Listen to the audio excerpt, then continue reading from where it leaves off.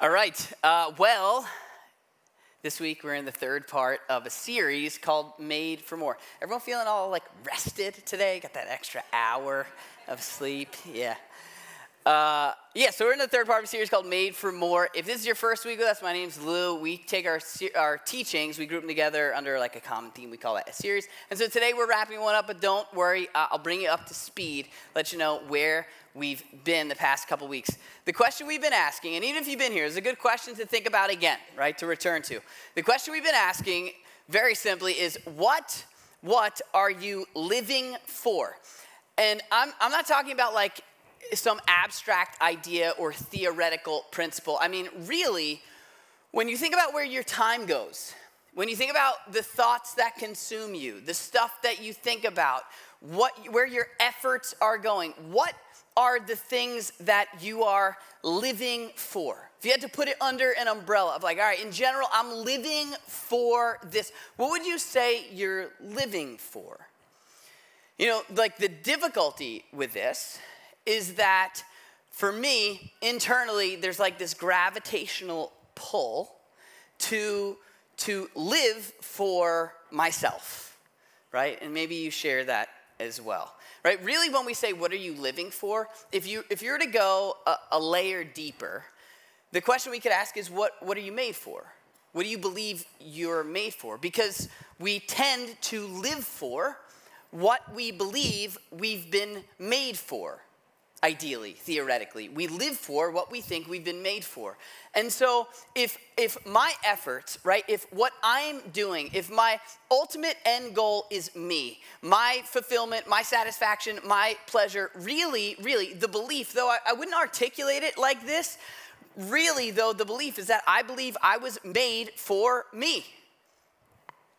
Me. I believe I was made for me. Like I was made ultimately for my own satisfaction, my own fulfillment, my own pleasure. If I am the end, then I believe that I was made for me. Now, most of us would agree that living a self-centered way of life is a pretty small and unfulfilling way to live. But it's amazing how easy it is to drift in that direction, to be pulled in that direction on a regular basis. If you were to step back, though, and think about the big picture, there's something about us that wants to be part of something bigger than us. There's something about me that wants to be part of something bigger than me. There's something about the way we were made that communicates or makes us feel like we were supposed to be part of a bigger thing, a bigger cause, a bigger group, a bigger tribe. It's why this past week, the fifth inning in the Yankee game was so difficult to watch. Right? It's because we want to be, if you're a Yankee person, it's because we want to see ourselves as part of that. Even though we're not really part of that, we want to see ourselves as part of a bigger group. We're drawn to larger causes that are beyond me. Now, what Jesus said and what we talked about on week 1 was his general philosophy of life. He said, anyone who desires to save their life will lose it. But whoever loses their life for my sake, he says, and for the gospel will find it. When he says whoever desires to save their life will lose it, what he's saying is if I am the ultimate goal of all of my efforts, if I'm living for me, there will be a point where I look back and feel like it was wasted. And I'm sure you've heard this. If you watch interviews, if you follow celebrities, if you talk to people who have made it to the very top of their thing, whatever thing that may be, how often it's amazing to see people get to the top and realize that what they were looking for was not up there. And it's because of this principle, this philosophy of life that Jesus communicated 2,000 years ago. He's like, if you are the end of all your efforts, it will feel empty. But he says, whoever gives their life, loses their life, spends their life for my sake and for the gospel. This is Jesus speaking. For his sake and for the gospel, we'll find it. Now, that can be like a really abstract thing. That was look like to lose your life for Jesus' sake and his gospel. If you were with us like about a month ago, maybe a month and a half ago at this point, we went through the series on the Our Father, the Lord's Prayer, where we talked about this idea of your kingdom come, your will be done. The gospel is, it means good news. Jesus referred to it as the gospel of the kingdom. And to put a really complicated thing in really simplistic terms, the idea is that through trusting in Jesus and following his teachings, we've been invited to be part of this movement that does good, and in doing so, pushes out the bad and the broken in the world. And that's this mission that we've been invited to be part of. And Jesus would say, we were made, not for me, but made for the mission. That was week 1, right? We talked about this big purpose that we're part of. Now, the following week, we talked about how this is accomplished through the church, which would be kind of a letdown for a lot of people based on what you picture when you picture church. But Jesus said he would form not a building, but a group of people who owned this, who followed him, who trusted him. And in doing that, that would be the vehicle through which this thing happens. And so last week, we defined the church very simply. This isn't a perfect definition, but the church, we said, is a growing group of growing people, serving people out of love for people. And the way other followers of Jesus describe this, like the Apostle Paul, he would say that this church is a body. It's a body that represents Jesus to the world. It's the body of Jesus in the world. And you and I are part of this body. But the question is, do you know which part? Last week we talked about how each one of us is made in a unique way. Like we're all different. We have different gifts and strengths and personalities and things we bring to the table. And we were made to use those things as a part of this bigger purpose, this bigger thing. And if we're talking about the way you were made to live, right? If you're a follower of Jesus, maybe this will kind of simplify things. But if you're not into it, or you're not sure, or maybe you're just like kicking the tires and trying to figure out, like, is this my thing? Hopefully this is like a framework through which you can see this. On week 1, we talked about, we could say very simply, we could say that we talked about having a shared purpose. Like this kingdom thing, this whole doing good to push out the bad thing, right? It's a shared purpose. And we were made for that.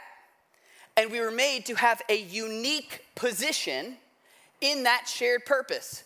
In other words, you come do what you do what you love, you do what you're good at for the sake of the larger purpose. And there's something about that that is so deeply satisfying, but there's one more part of it.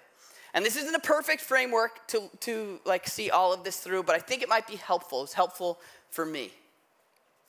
Think of it like this, okay? Like let's think outside the church. Big purpose, specific position, right? But we need one more thing. So let's say your purpose, your big purpose, let's say you want to end dehydration for all people that work outside in the month of July, right? This is your passion. Right? Because you don't want people to lose electrolytes, and so like, I'm going to do something about that. That's good. You should do that. And then you're like, okay, that's the purpose. And then you're like, okay, now how do I uniquely contribute to this? Let's say you make a killer glass of lemonade, right? And you're like, that's what I'm going to do. That's my thing. And so you start making your lemonade, and it's great. It's loaded with sugar, but it's going to end dehydration. And so you're doing it, right? Like worthy purpose, unique position. But if no one drinks your lemonade, eventually you're going to feel like, what's the point of this, right? Or let's say you're on a team, right? Team's the shared thing, shared purpose. And you're playing the perfect position. Like you're in your spot and you're so good at that position. But you're not getting any better, your team's not getting any better, and no one's winning. Like eventually you're going to feel like, what's the point of this? It's going to get old. And so the last part of this thing that we're going to spend the rest of the time on today is the idea of progress. Progress. When those three things come together, there is a purpose you're part of. And you've got a unique place in that thing, that mission. And it's working. That is a deeply satisfying feeling. It is a deeply, deeply satisfying place to be when it comes to life. And the question then for what we're talking about in the framework of this series is, what does it look like to make progress as a follower of Jesus? What does progress look like? And the answer to that, it can be complex, but it can also be seen pretty simply, right? Like think about it like this. Jesus shows up. He starts saying some pretty radical things. He claims to be the Son of God, right? He's saying some pretty extreme things. He claims to be the thing that people are looking for. He says, I'm the bread to your hunger. I'm the water to your thirst. I am the thing that your soul has been yearning for. And he's got these followers that are trying to figure it out. And there are moments where it clicks, where they get it, right? Like Jesus said, he came to give life to the full. And there's a moment where people are walking away, and Jesus talks to one of his followers, a guy named Peter, and Jesus is like, Peter, like, are you guys gonna go too? And Peter goes, to whom shall we go?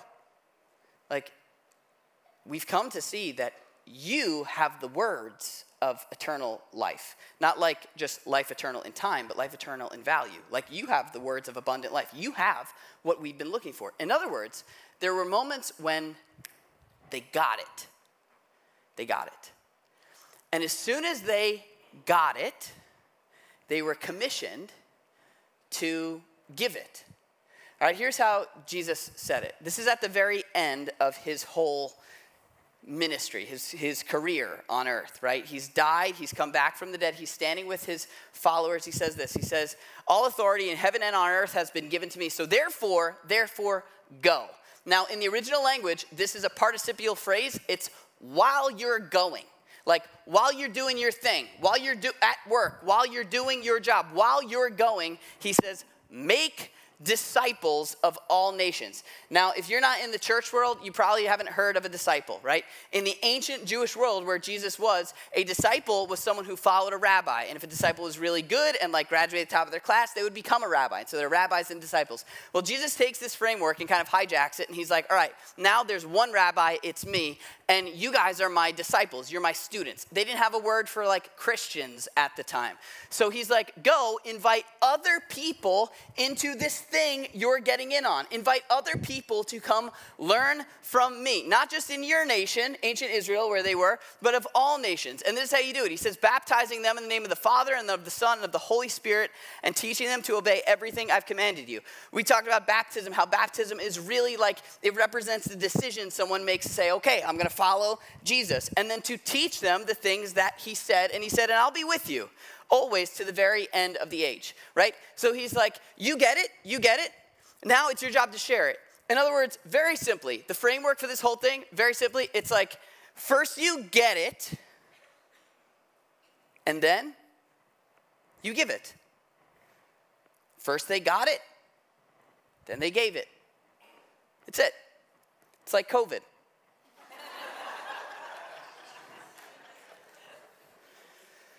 I have to wait a couple of years before I can make that joke. First they got it, then they gave it.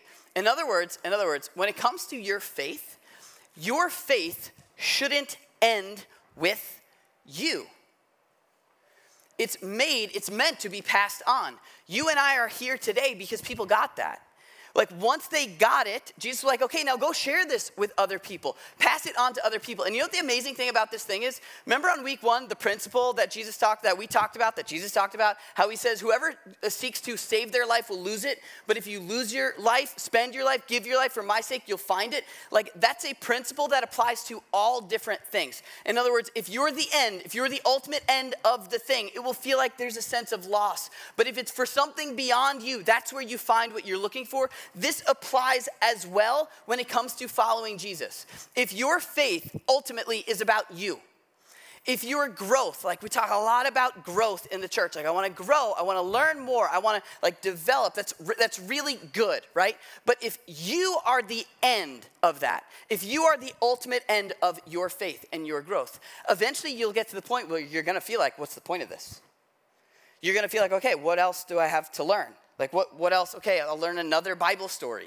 All right, I'll learn another like fascinating thing about what, but if the end is you, there will be a sense of loss. Your faith was meant to be given to other people. Or we could say, even when we're talking about growing as a follower of Jesus, the goal of your growth is the good of other people. And if you're someone who wants to grow, that's exciting and you should continue to want to grow. But you can never lose sight of the fact that the goal of your growth is the good of other people. It's meant to be passed on.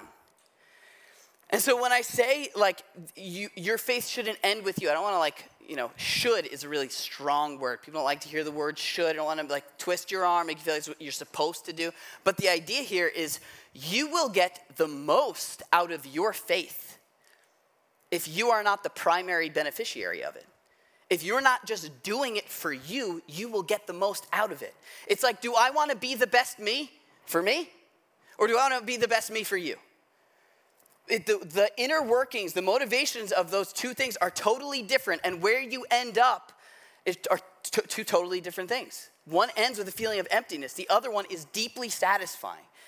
Because it gives you a sense, not only are you doing something worthwhile, not only are you doing what you were made to do as a part of the thing that's worthwhile, but you're actually making progress and making an impact on the world. It is deeply, deeply satisfying. Now, all right, whenever I'd hear things like this in church, like, you got to share your faith, you got to tell people about Jesus, every time I'd be like, no, like, not doing that. Right? I didn't want to be the person that was always talking about Jesus. I don't want to be the guy that makes the conversation awkward. I don't want to be the religious freak in the place that I worked or in my friend groups. And so for me, I think it's worth just addressing the hang-ups with this whole idea of sharing your faith, all right? For me, I think, and you can disagree with me, I think there are two main hang-ups, all right? The first reason why a lot of people don't share their faith, why I didn't want to share my faith, is because of inadequacy. Felt like I don't know enough. I don't have what it takes. I don't know the words. I can't say like the fancy prayers. I don't even know the words to the songs, and it's like I can't share what I have with other people. It's amazing when you read that passage about Jesus saying, go and make disciples. The passage actually starts earlier. And I think it's worth like looking at what happens right before he says that, okay? The context of this thing. It says this. It says they go to see Jesus, right? And I promise, we're going to get there. There we go. It says, then the 11 disciples went to Galilee, to the mountain where Jesus had told them to go. Now it says 11 disciples. You know why it says 11? Because they started with 12, okay? So right away, there's a reminder, one already bailed on this operation, all right? Their attendance has already shrunk almost 10%. Or you do the math, I don't know what it is. But 11, all right? And then it goes on. They go to the mountain where Jesus told them to go. They're going to meet him there. And it says, when they saw him, they worshiped him. And it's like, all right, well, great. So the 11 of them, they get it. They're the ones who have arrived. They're the spiritual ones. No, it says they worshiped him, but some of them doubted. Some of them doubted. And it's like, okay, well, then from that point, after Matthew clarifies that some of them were doubting, it says, then Jesus says, all authority in heaven and on earth has been given to me. Therefore, go and make disciples. In other words, the context of this is communicating Jesus is working with some very imperfect people who have not arrived. Like, if you're feeling a sense of inadequacy, you're in good company. They doubted, and these are the people. Jesus is like, I know you got doubts. I know I was dead, and now I'm not, and you still don't believe. But just still go. Just still go. And I hear that, I'm like, okay, I can work with that. If you feel a sense of inadequacy with sharing your faith, probably that will never go away. Because when you realize the impact you have the ability to make on someone's life just by telling them the way that things have changed for you, it feels like a pretty daunting task. And if you're feeling a sense of inadequacy, don't let that stop you. If you got doubts, don't let that stop you. If you're not quite there yet, and you haven't gotten past that habit, that issue, don't let that stop you. If you feel inadequate, you're in good company. Second thing, okay? This is a big thing for me. Honestly, this was the bigger hang up when it comes to sharing my faith. I felt inadequate, but I also thought it was unattractive. I didn't want to be that guy. Like, the picture that I pictured of what it looks like to share your faith was not what I wanted to be. And so I would hear in church people saying, oh, you got to share your faith, you got to tell people about Jesus. And even when I started to believe this, I was still like, I'm not doing that part. I don't want to be the person that like pressures other people to believe or who like makes them feel guilty. I don't want to do that. And so I just decided, no, I'm not going to do that. I'm going to let them be them, and I'm going to do me and let them do their thing. But you know what? Like, really? I'm not like that in any other area of life. When I've come across something that I love, I share it, right? Like I got into barefoot shoes a little while ago. I'm not wearing them now, but I got into like being barefoot. Read a book, parts of a book, didn't finish it. I got into like okay, and then it was like, hey, you shouldn't wear shoes. Just take them off. It's good for your feet. Go for a run in the street, no shoes. Got into it. Then I got into cold plunge, and it was like I wanted to tell people, oh, come sit in ice cold water with me. It's exciting. It's fun. It's good for you. It's like you get excited about something, and naturally, at least I share it. And so there's a disconnect here.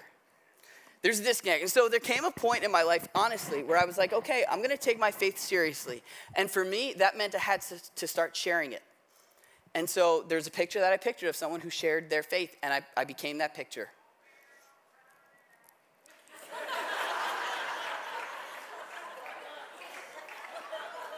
Exactly.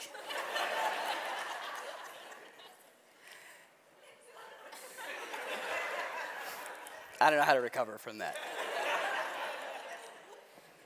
There's a picture that I pictured of someone sharing their faith, and that's what I became. And really, I'm like, this is not a time of my life that I look back on with pride. I became like very forceful with what I believed because I was doing what I believed I was supposed to do. My little brother called this my awkward phase, and my sister said that I just got really annoying. But it was like every conversation needed to come back to Jesus and what you believe. So I'd get together with some old friends from high school and want to tell them about Jesus, or my family members that like weren't into church. I want to tell them about Jesus. And I was doing what I thought I was supposed to do, and it pushed people further away. It was hard. I remember I was working at a restaurant while I was learning to be a pastor, and there was someone who was interested by the fact that I was going to school to be a pastor. She had questions. I could tell she was curious. And one day, we were in the kitchen. We were like doing whatever we had to do back there. She was waiting tables. I was getting food ready. And she started talking. I just asked her, I was like, have you accepted Jesus Christ as your Lord and Savior?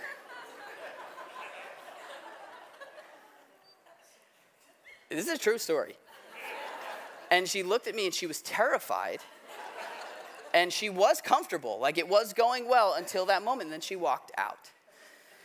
And like we're laughing, but that was a life-changing moment for me. It really was. Because I felt like there's something about this that isn't working. It's pushing people further away. And that's about that time was when I was introduced to the idea of contextualization, which is the idea of tailoring your approach to your specific audience. The Apostle Paul, who probably has made the biggest impact of anyone who's ever lived other than Jesus. And here's how he describes what we call contextualization. He says this. He says, though I'm free and belong to no one, I've made myself a slave to everyone to win as many as possible. He's saying I was willing to serve anyone to win as many as possible. And here's what he says. Here's how he did it. He says, so to the Jews, which was people like in his family, people in his immediate context, I became like a Jew. Everyone say like. Yes, I became like a Jew. Why? To win the Jews. And he goes on, he says, to those under the law, I became like, everyone say like. Like one under the law, though I myself am not under the law, so as to win those under the law. He's saying, though that's not my thing, right? Though I'm not there, I'm willing to go there for their sake. He continues and says, to those not having the law, I became like. Everyone say like. Like. One not having the law, though, I am not free from God's law, but I'm under Christ's law. This is the law to love one another, right? He says, though it's not my thing, I got a different thing, but I'm willing to do their thing for their sake. He goes on and he says, so as to win those not having the law. To the weak, I became weak to win the weak. He says, in summary, I have become all things to all people so that by all possible means I might save some. You ever heard the phrase, become all things to all men? That phrase, Paul said it right there. That's where it originated. He's saying, I was willing to do whatever it took to introduce people to Jesus. In other words, I learned the culture. I learned what their hang-ups were. I learned the language that they speak. I tried to understand what the things were in the way of people coming to understand what I came to understand so that I can more effectively share what I've benefited from. So that I could more effectively show people just how good God is. He could have said, to the Jews, I am what I am to the Jews, and I'm not ashamed of it. He could have said to those under the law, I am what I am to them, and I'm not ashamed of it. But he doesn't. He doesn't. And so if you're thinking about passing on what you believe to people in your life, it is so important to understand what it's like to be like them. And you know what, for me, the great thing about it, I got to think about what it's like to be like people from Long Island. I already am like them, right? And so it's the question is really just what are the hang-ups? What are the things in the people, with the people in my life that are stopping them from coming to believe what I believe? And how can I, in a way that makes sense to them at the right time and in the right place, communicate to them in a way that they might understand? This is the idea of contextualization. It's getting through to people in a way that makes sense to them. Now, on Long Island, right, we have a specific context that doesn't look the same as the context that Paul was living in. And so our approach needs to change as well. And when you understand that you have the freedom to be strategic in this way, it is liberating and doesn't feel so obligating. Right? So I'll give you 3 tips, and these are not laws, and you can disagree with me with these 3 tips, and that's totally fine. But here are some things I wish someone had shared with me before my awkward stage. I wish someone had challenged me to rethink the picture that I picture when I picture someone sharing their faith. All right, so 3 tips. Here we go. This is specifically for the context that we live in, and again, you can disagree with me. These are not from the Bible. These are from Lou. 3 tips. 1, don't be pushy or preachy. What I've found is that this never works. If you're inviting someone over and they say, what can I bring? And you say, bring nothing. And they say, no, what can I bring? You say, no, you can be pushy there. It works there on Long Island in that situation. It doesn't work when we're talking about sharing your faith. The church, unfortunately, whether it's fair or unfair, the church has lost credibility in the minds of so many people in our community. And so we need to earn the right to be heard. And that's going to be done more through what we do rather than what we preach. It's going to be done more effectively in the way that we care about people than it is in what we say to them. And so for us here, for me, what I try to do is be spiritual with people on their own terms. Try to care for them the way that Jesus would. Be different in the way that you live and give them the space to say, okay, why does this not bother you? Why do you care about this and not that? And with those people on their terms in a way that makes sense to them, be this might sound kind of crazy, but it comes back to what I believe. And then you'd be surprised to see where the conversation could go from there. Maybe that's all that someone in your life needs to hear. Is you might be surprised. It comes back to what I believe. But that will happen after we earn the right to be heard. If you read the book of Acts, right, which is the story of how the church first started, you'll see Paul there. And you'll see him going out into the middle of town, and he's telling everybody about Jesus from the middle of town, just having these public debates. And so a lot of times what you'll see is, my wife and I, we just saw this in the city of Chicago. You'll see people out in the open with speakers and microphones, and they're preaching, and they're telling people about Jesus, and they're reading from the Bible.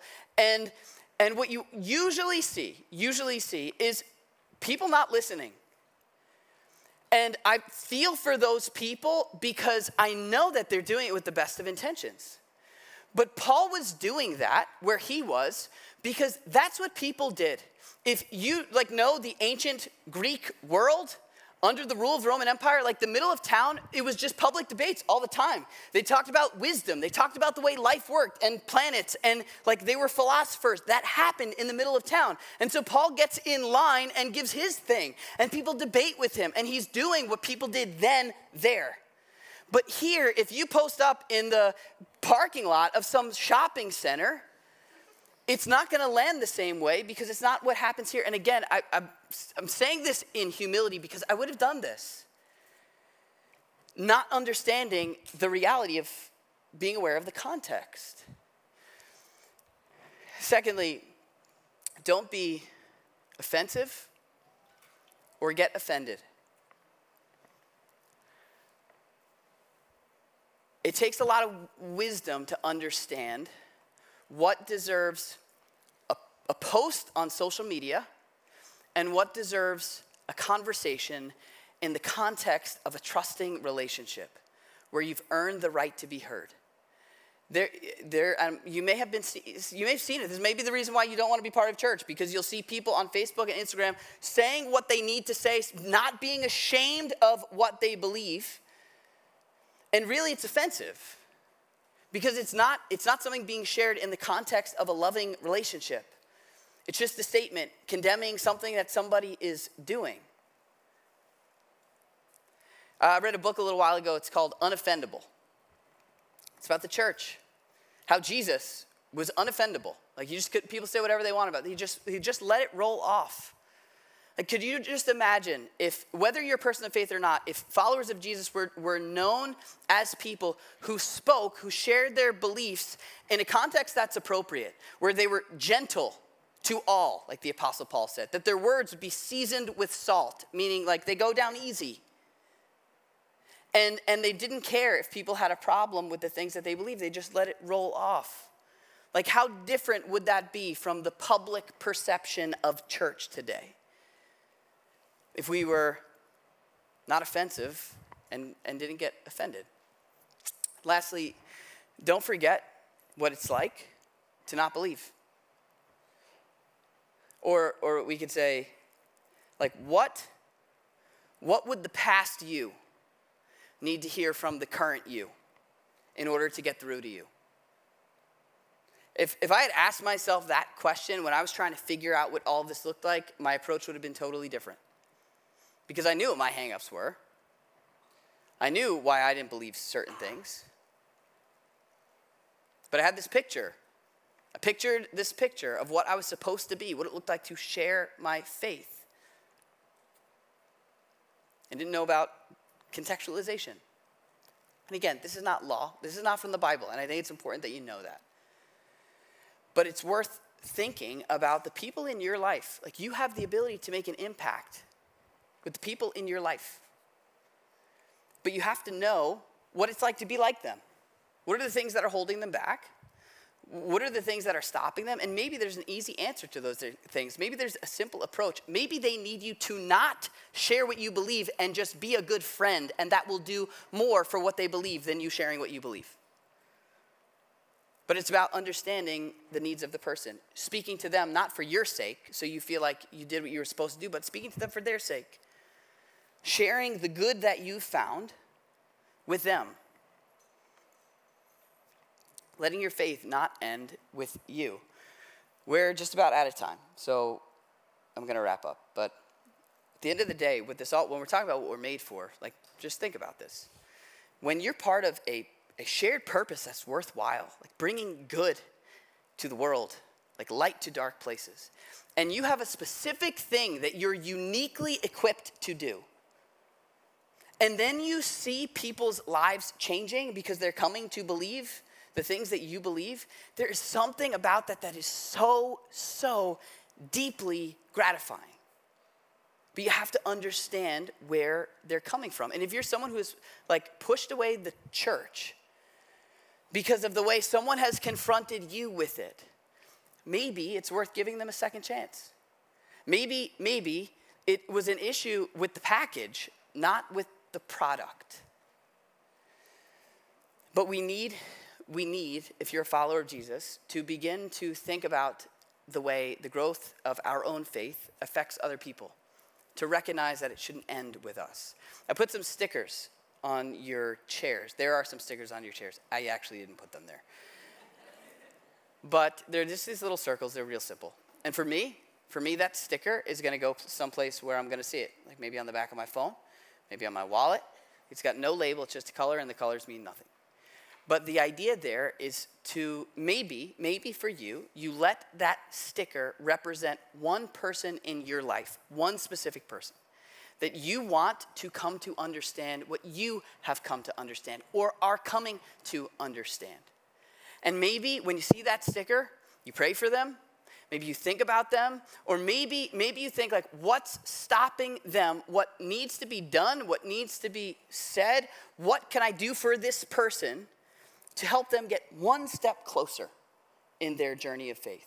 And so let that sticker for you, if you're a follower of Jesus, let that sticker for you simply be a reminder of that person that your faith doesn't have to end with you. That you have everything you need to play a huge part in the story of faith of those around you. I'll leave you with this story. When I was in 9th or 10th grade, I was like at the peak of my rebellion, and I was the least interested in God, Jesus, church, the Bible. My parents tried to drag me to church, didn't want to be there, hated it. It's like actively in opposition to it. And my sister at the time had a boyfriend. My sister's older than me, her name's Danielle. She had a boyfriend, his name was Mike. They didn't get married, but it's all right. My brother-in-law is great. Mike. And Mike was a person of faith. He was a follower of Jesus. And the thing that impressed me about Mike is that he knew what I needed. I knew what he believed. He knew what I didn't believe. And so I would come home on a pretty regular basis. On Friday nights, Saturday nights, I would come home. I'd be out doing things my parents didn't know I was doing, didn't want me to be doing. And I'd come home, and I knew Mike was not on board with the things that I was doing, but he just showed up and just asked about me. Like, he just cared.